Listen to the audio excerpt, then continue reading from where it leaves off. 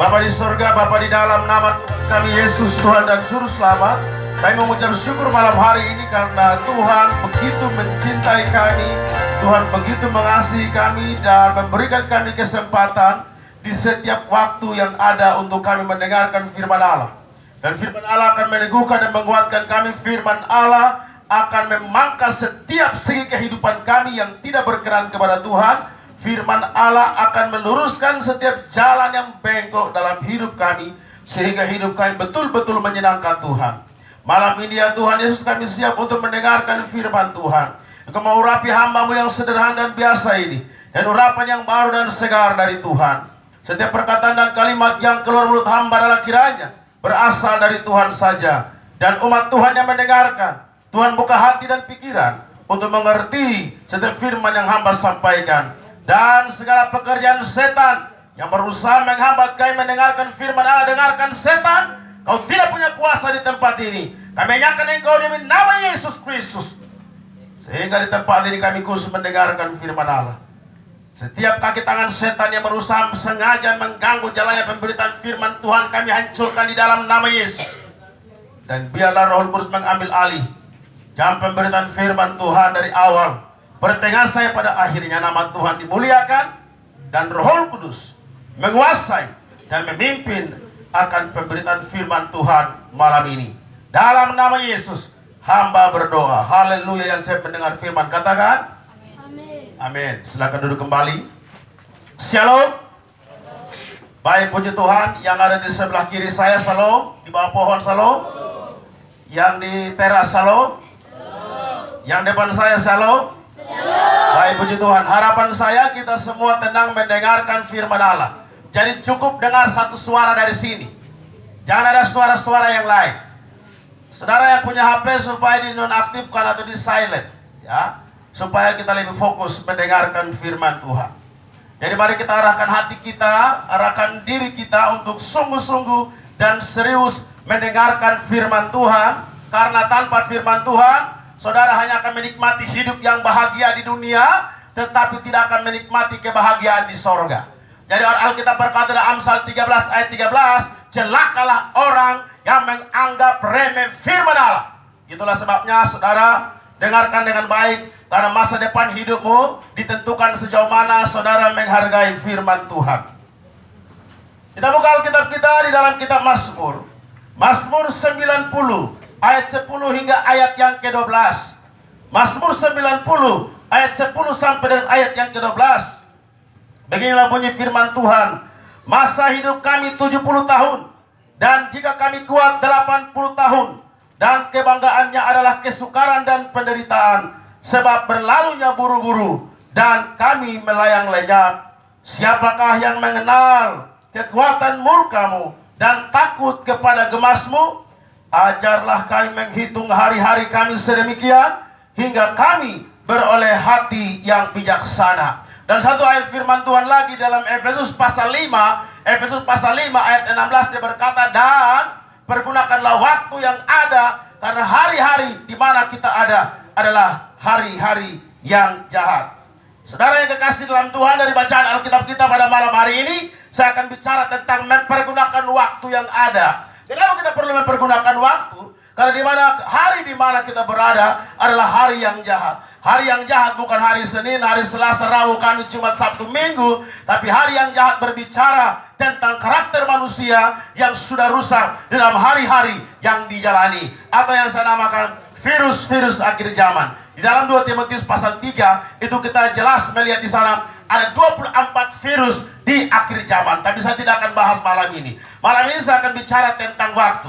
Di dalam Mazmur 90 itu Musa menaikkan sebuah doa kepada Tuhan. Musa berkata bahwa umur manusia 70 tahun, kalau dia kuat berapa saudara?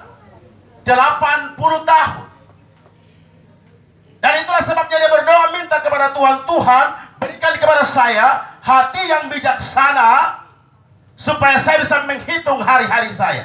Malam ini di pertengahan atau di akhir khotbah saya akan mengajak kita semua malam ini menghitung hari hidup kita. Dan dari perhitungan itu, saudara akan tahu kapan saudara meninggal dunia.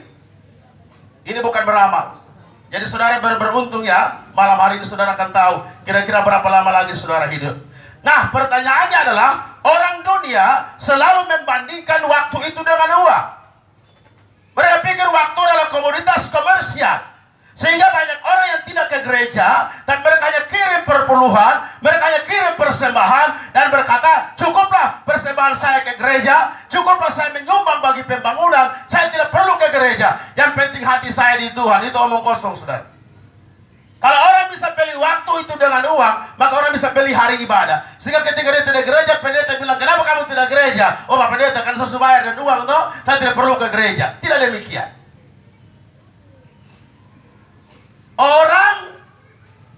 Orang Barat berkata, waktu adalah uang.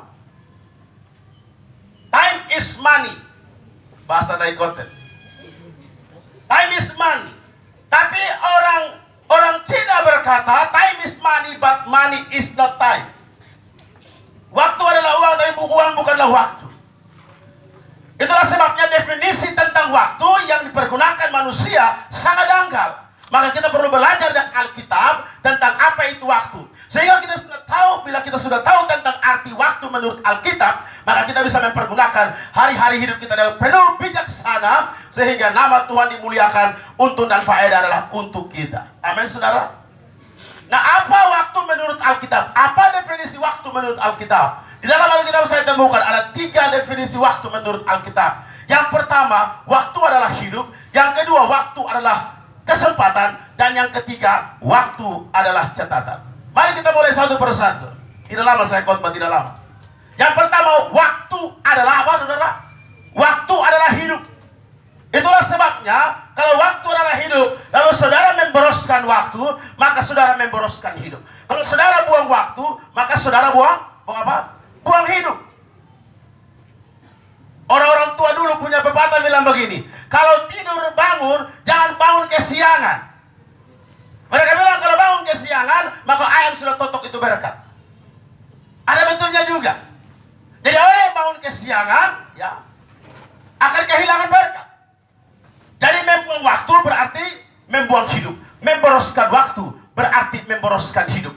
Ada banyak orang membuang hidupnya, memboroskan hidupnya dengan hal-hal yang duniawi. Mereka mempersembahkan hidup mereka hanya untuk dunia. Mereka mempersembahkan tubuh mereka untuk dunia dan tidak mau mempersembahkannya untuk Tuhan.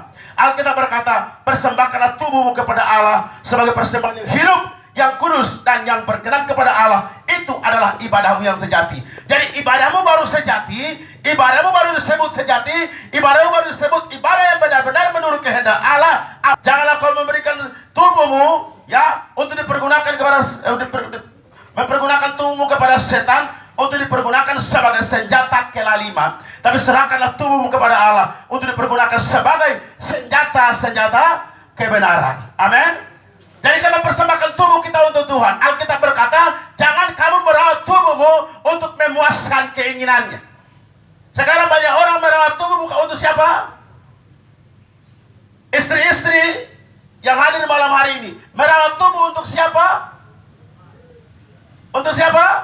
Istri merawat tubuh untuk siapa? Untuk siapa? Ya, untuk suami. Jadi mama jangan pergi ke pasar Daikoten baru pakai lipstik. Jangan di pasar Daikoten baru bawa setel, rambut dijalin 7, pakai make up, baru sampai ke pasar Daikoten. Tapi kalau di rumah tidak mau style buat papa. Jadi banyak perceraian yang terjadi, kesuaman yang terjadi antara hubungan suami istri. Karena apa, saudara? Karena istri tidak pernah menghangatkan, ya, api asmara yang sementara membara. Dia pikir itu hanya membara cukup di pacaran saja. Jadi waktu di pacaran itu omong yang enak-enak. Di pacaran itu sebuah kekurangan disembunyikan. Sebuah yang baik, sebuah yang sedap didengar, itu yang diungkapkan. Mereka tidur di taman nostalgia berbau rayu di sana. Sayang, rambutmu panjang seperti air pancuran. Pada keriting tarik justru dia bisa lurus. Gigimu putih bagaikan gading gajah. Matamu bersinar seperti bulan purnama kuntilanak. Dia puji. Kalau mereka berdua di situ, itu laki-laki dia mau kentut, dia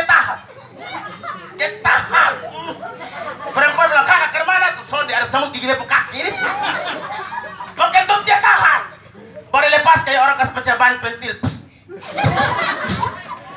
Lu kasih keluar angin, keluar rem. Dan semua yang enak-enak itu diomongin pada waktu pacaran. Begitu mau jatuh ditangkapin. Jalan terantuk batu, aduh saya ke batu, awas ketendang, hancur batu. Saya minta tolong sama dia penono supaya jatuh, ada jatuh doh. Kakak tahan di bawah. Tapi setelah menikah, aduh, bukan batu yang kena marah, tapi itu yang kena marah. Lu mata di mana?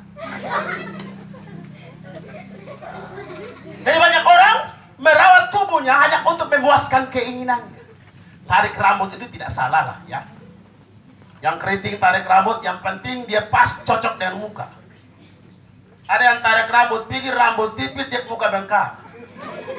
Ini kuda juga bukan, kerbau juga bukan, sapi juga bukan. Yang penting tarik rambut itu pas. Adik saya, dia tarik rambut itu catok sampai rusak. Waktu kami masih di Jakarta. Jadi apa yang sudah Tuhan kasih itu indah. Kita rawat untuk bukan memuaskan hasrat tubuh, tapi memuaskan hati Tuhan. Amin. Jadi waktu adalah hidup. Maka jangan buang-buang waktu. Jangan memboroskan waktu.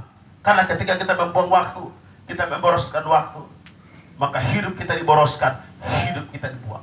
Jadi waktu adalah hidup. Itu yang pertama. Yang kedua, waktu adalah kesempatan. Waktu adalah kesempatan. Hal yang sudah terjadi pada masa yang lalu tidak bisa diputar kembali. Atau di sini ada yang sudah tua, berdoa kepada Tuhan, minta kembali muda. Seperti Opa yang tadi doa pembukaan. Opa itu beliau kasih nama grup menyanyinya itu Top. Artinya tua ompong peo. Lalu beliau kasih nama persekutuan yang baru namanya Portugal. Persatuan orang-orang tua gaul.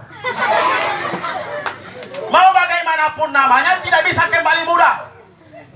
Mau operasi plastik bagaimanapun tidak bisa kembali muda. Jadi waktu yang sudah berlalu dia akan terus berlalu dengan hari yang lalu. Dan tidak bisa diputar kembali. Itulah sebabnya pergunakan waktu yang ada, kesempatan yang ada untuk apa? Pertama, untuk mencari Tuhan. Yesaya 55 berkata, carilah Tuhan selama ia berkenan ditemui.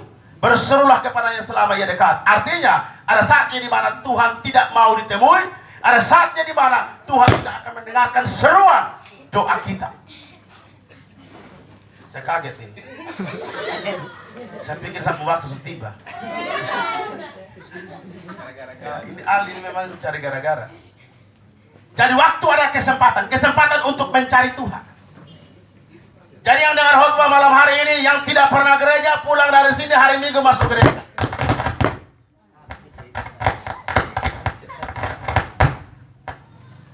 Amin. Hari Minggu masuk gereja. Sesal kemudian tak ada gunanya. Itulah sebabnya kita perlu mempergunakan waktu yang ada, mempergunakan kesempatan yang ada untuk mencari Tuhan. Gunakan kesempatan yang ada untuk melayani Tuhan. Jangan buang-buang kesempatan dengan hal-hal yang tidak penting, dengan hal-hal yang tidak berarti, dengan hal-hal yang tidak berguna. Orang hanya menggunakan kesempatan untuk apa? Untuk gosip satu salah sini, gosip nama orang, bicara orang. Ya. Begitu orang lewat, dia lihat ini mata tidak pindah kemana-mana. Lu lihat dulu itu orang tuh, dia punya sepatu tuh, coba lihat itu. Kenapa kita terus perhatikan orang? Jangan menggunakan kesempatan yang ada hanya memikirkan hal-hal yang tidak berguna. Jangan menggunakan kesempatan yang ada untuk menyimpan dendam, menyimpan benci, menyimpan kecewa. Lepaskan semua. Karena kesempatan hanya datang satu kali. Dia tidak akan datang kali kedua. Makanya pergunakan dengan baik kesempatan ini. Jangan sia-siakan. Ada begitu banyak orang yang menggunakan waktu hanya untuk hal-hal yang bersifat duniawi. Menggunakan kesempatan hal-hal yang tidak berkenan kepada Tuhan. Bayangkan kalau ini yang datang itu di Polda sana, kalau slang yang datang itu manusia tapoa di Polda sana.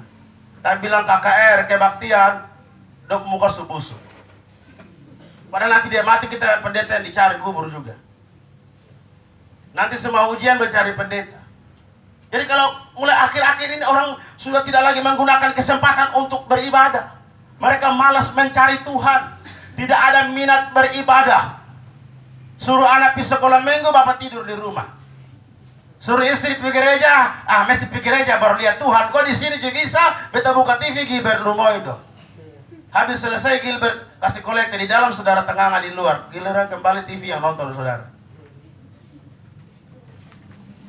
Sekarang gereja-gereja mulai kosong. Sekarang kita lihat ini, yang paling banyak di gereja itu perempuan daripada laki-laki. Saya pikir itu yang sampai itu janda-janda semua yang berkumpul.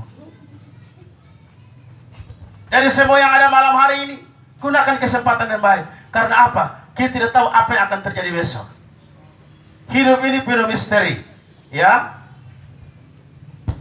Bayangkan, kemarin om kandung saya meninggal di Makassar.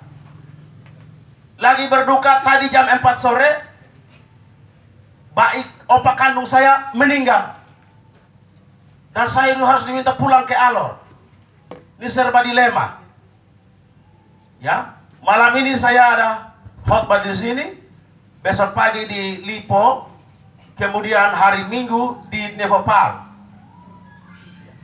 Mereka harus suruh saya pulang, ini dilematis sekali. Artinya apa? Bahwa kematian datang itu tak diduga. Bapak saya berkata demikian, ya sudahlah, omong pendeta supaya kalau bisa tukar pendeta, anak harus datang karena ini mendadak. Saya juga bilang, Bapak tidak bisa ini. Apa artinya?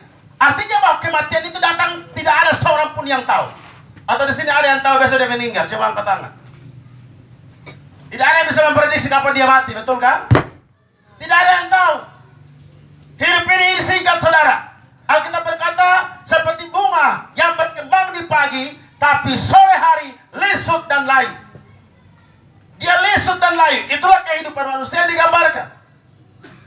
Hidup ini sangat singkat. Tidak ada yang abadi di atas dunia ini.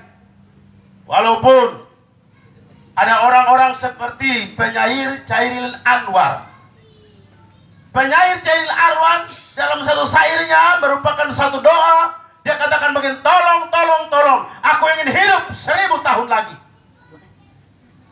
Saudara, bagaimana mau hidup 1000 tahun? Jangankan 1000 tahun, baru 60 tahun segigi seompong 2. Baru 60 tahun saja kepala sebotak di atas, tinggal rambut kiri kanan. Terus dikasih nama apa? Agus. Yang artinya agak gundul sedikit. Lama-lama dikasih nama Umar, yang artinya untung masih ada rambut. Lama-lama dikasih nama Gunawan Enboksi, gundul tapi menawan, botak tapi seksi. Tidak ada yang abadi. Bagaimana mau sampai 1000 tahun, baru 60 tahun saja tua ompong peot. Omong nyanyian saja sudah jelas. Kami memuji kebesaran, ada cuma nilainya keluar karena gigi depan sudah ada. Nah suampang begitu dia main itu, I love you dia kalau udah luar, I love you. Bagaimana mau diharap umur panjang di bumi baru 60 sudah peot. Dia jalan sama dia orang minum mabok, jalan merong miring kiri miring kanan. Artinya kesempatan Tuhan berikan kepada kita sekali saja kita pergunakan. Ketika Tuhan memanggil kita, anak ayam pulanglah. Tidak ada yang bisa berkata, Tuhan tunggu dulu baru lulus nih. Tuhan tunggu dulu, beta belum menikah. Tuhan tunggu dulu. Tidak ada kata tunggu kalau waktunya sudah tiba. Karena itu selagi masih ada kesempatan Tuhan berikan, mari kita gunakan dengan baik. Jangan bikin umur pendek sendiri. Tahu bikin umur pendek sendiri? Bawa motor lari ke di depan Polda sana lampu merah, ini serobot jalan terus. Sampai lampu merah, terus aja tabrak tiang listrik. Begitu dia meninggal dulu baru orang bilang kasihan. Memang begitulah cara Tuhan memanggil dia. Bukan cara Tuhan itu goblok. Setahu lampu merah itu berdiri di situ tunggu. Ini ada satu oma-oma dia, motor warna pink, sepatu warna pink, pakaian semua warna pink. Dia sampai di lampu merah, Begitu lampu hijau, semua orang sejalan, dia masih berdiri terus di situ. Kembali ulang lampu kuning, lampu merah, hijau, tetap saja di situ. Polisi bilang begini, siang Oma. Oma berdiri sini kan lampu merah sudah hijau. Kenapa Oma sudah jalan? Dia bilang, Om polisi tunggu, beta tunggu beta warna favorit. Apa? Pink, tunggu sampai mengong juga tidak akan ada warna pink di lampu merah. Pergunakan kesempatan loh. Orang-orang muda. Saudara lihat di Facebook kan, di dunia maya, itu ada yang celaka motor. Ada satu lagi nyongrot yang celaka motor di Soe sana. Kepala picak koma. Hati-hati. Nah, itulah sebabnya saya punya beberapa lagu panduan untuk saudara-saudara yang sering bawa motor ngebut-ngebut, yang kencang-kencang, yang lari Kupang Soe 45 menit itu. Dengarin lagu-lagu panduan. Saudara mau tahu lagu panduan? Saudara cari lagu panduan ini bagus sekali. Jadi lagu panduan disesuaikan dengan kecepatan speed motor saudara. Jadi kalau kecepatannya itu 40 sampai 60 km per jam, maka lagunya adalah, oh Tuhan, pimpinlah langkahku.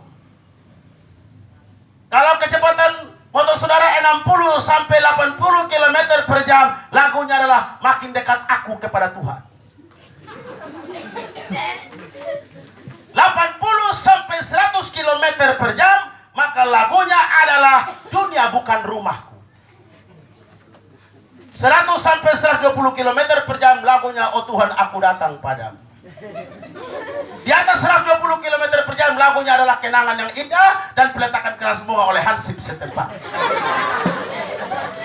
Beri tepuk tangan dulu buat Tuhan Yesus. Jadi itu lagu-lagu panduan buat saudara. Jadi yang mau kencang-kencang motor silakan. Yang suka naik ojek bilang, Om, saya pun lagu dengar dulu baru kita jalan. Ada banyak orang yang mati sia-sia. Dia begitu mati, dia penjiwa naik di sorga. Sampai di ambang pintu sorga, malaikat palang. Ini buat mana? Lu nama siapa? Martinus Benu. Bagaimana? Beta baru dapat tabrak tiang listrik di lampu merah. Beta sudah mati. Malaikat bilang, belum mati. Malaikat lu jangan macam-macam, lu mata buta. Beta kena tabrak tiang listrik. Serius. Dan bertengkar, Tuhan Allah bilang, kenapa ribut-ribut ini? Malaikat bilang, Sultan Martinus Benu ini mengaku langsung mati. Kalau disuruhlah dibuka buku besar. Coba cek di buku besar dulu, buku besar. Cek. Oh, yang ada nama Martinus Memartip. Yang ada di sini adalah Martinus Manafe, Martinus siapa lagi begitu. Sedangkan Martinus Benu belum ada di sini. Berarti Martinus Benu belum saatnya mati. Martinus, aduh Tuhan, lu percaya beta betul-betul mati, beta tabrak tiang listrik. Tuhan bilang tadi buktinya tidak ada nama di sini. Berarti belum saatnya kau pulang. Jadi gimana dong? Sekarang lu harus kembali ke bumi. Begitu sayangnya, begitu Martinus kembali ke bumi, kuburan orang semesta selesai. Saya kira kalau belum mesel dia bisa hidup lagi karena Tuhan suruh pulang. Dia turun di bumi, kuburan semesta selesai.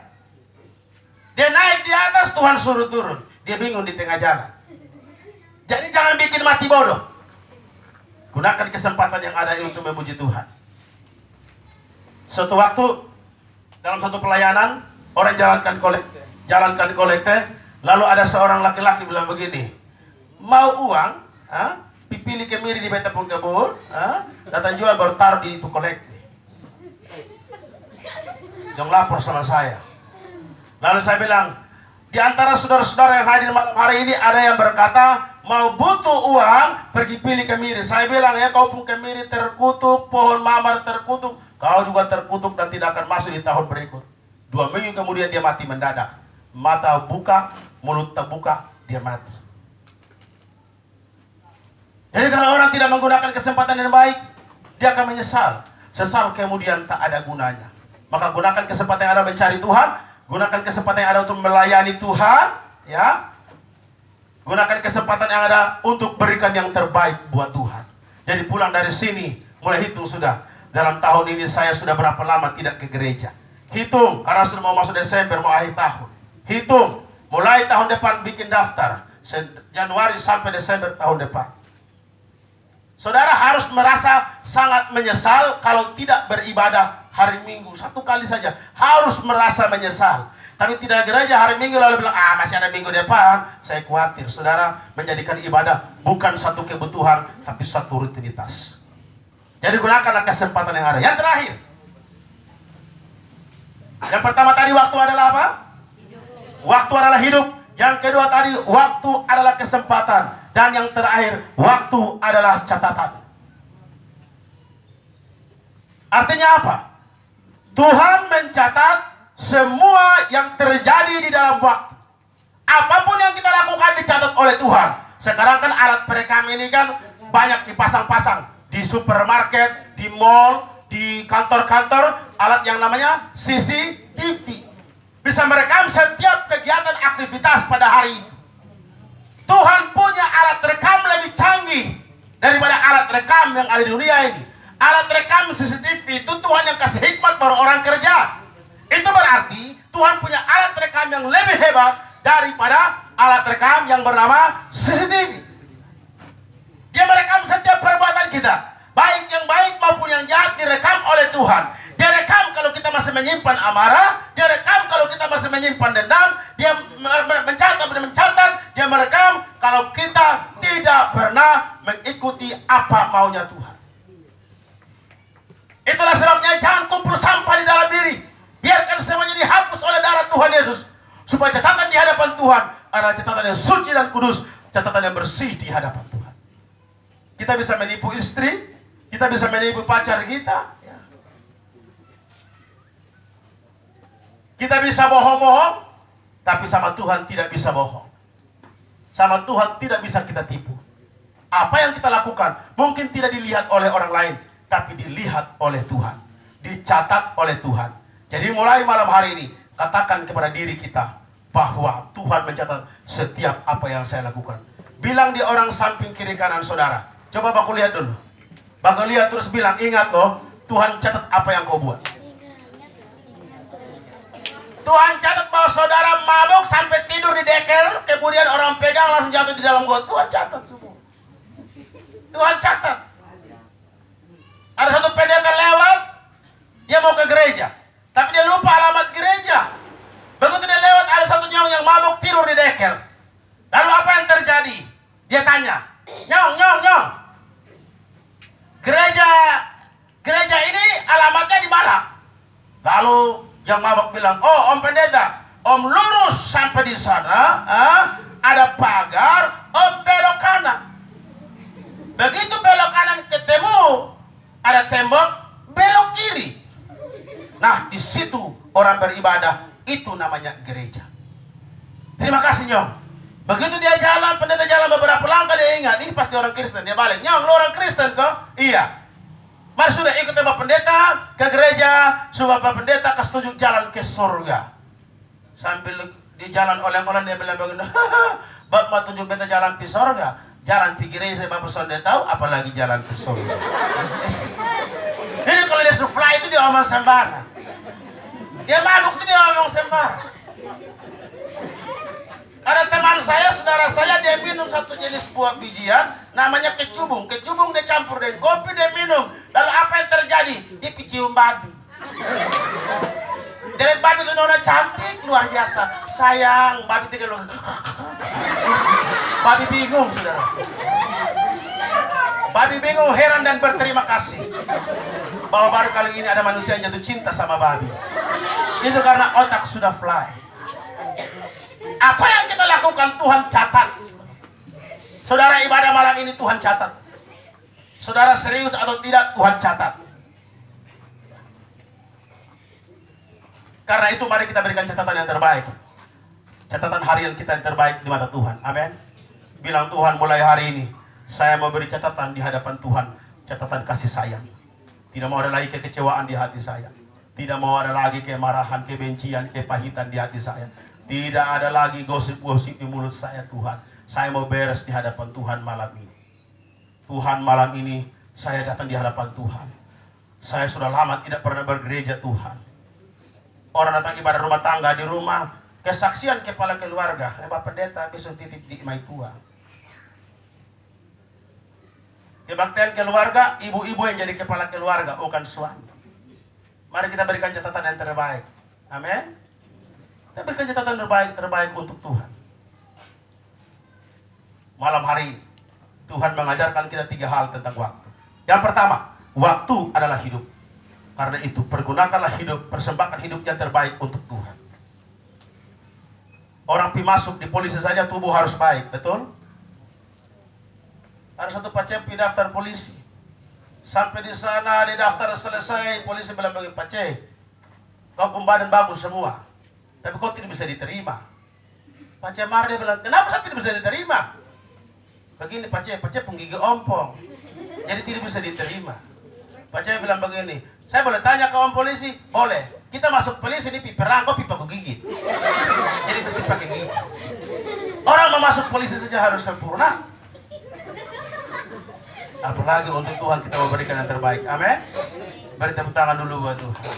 Di malam hari ini Tuhan ajarkan kita, waktu adalah hidup, waktu adalah kesempatan, waktu adalah catatan. Kita berdoa. Bapa di sorga, Bapa di dalam nama Tuhan Yesus, kami mengucap syukur atas firman Tuhan malam hari ini. Hamba sampaikan dalam kekurangan hamba, tapi Tuhan yang akan menyempurnakan dengan roh-Mu yang kudus. Tuhan ajarkan kami untuk menggunakan waktu sebaik-baiknya, menggunakan waktu dan tidak memboroskannya, bagi hormat kemuliaan bagi nama-Mu. Kami berdoa ya Tuhan Yesus, untuk Honda yang telah mengadakan kegiatan ini dan mengizinkan untuk kegiatan berlangsung. Tuhan memberkati hamba-Mu, Bapak Pendeta Tenturi, yang boleh menjadi perpanjangan tangan untuk pelayanan ini.